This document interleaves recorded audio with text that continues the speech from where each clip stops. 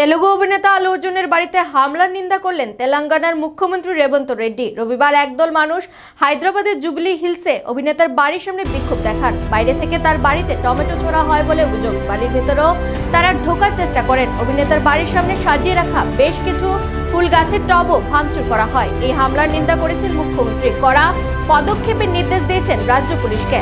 হায়দ্রাবাদের সন্ধ্যা থিয়েটারে গত 4 ডিসেম্বর পুষ্পা 2 এর প্রিমিয়ারে দুর্ঘটনা ঘটে। ভিড়ে পদপিষ্ট হয়ে মৃত্যু হয় এক মহিলার।